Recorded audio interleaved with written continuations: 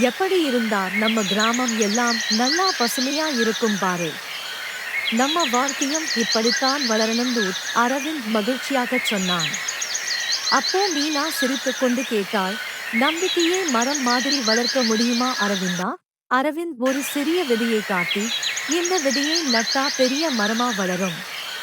நம்ம நம்பிக்கையையும் இப்படிதான் நட்டா பெரிய விஷயமா வளரும்னு பாரு என்றான். கார்த்திக் உற்சாகமாக, வா, நம்ம தண்ணி ஊத்தி இதை பெரிய மரம் ஆக்கலாம் என்று கூறினான்.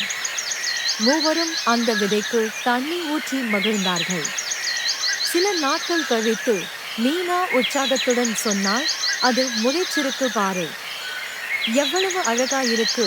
கார்த்திக் சிரித்துக்கொண்டு, அது நம்பிக்கை முளைதான். நம்ம கனவு முளைச்சிருக்கு என்றான். காலம் கழிந்தது.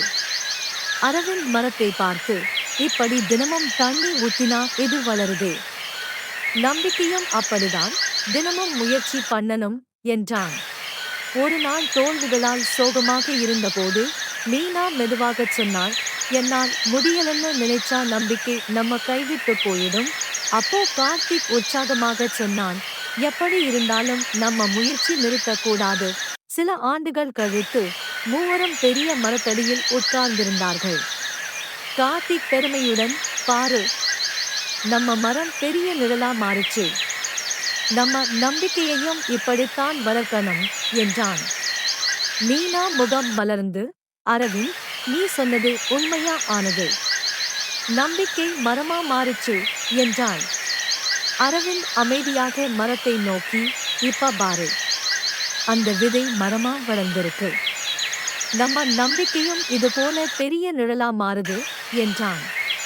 பின்னணியில் நாரேட்டர் மெதுவாக கூறுகிறார், அந்த சிறிய விதை அவர்களுடைய நம்பிக்கையா மாறியது. ஆண்டுகள் கழித்து அந்த மரம் பெரிய நிழல் கொடுத்தது போல அவர்களுடைய கனவும் நனவானது. நம்பிக்கையை நட்டால் அது வாழ்வை நிழலாக மாற்றும்.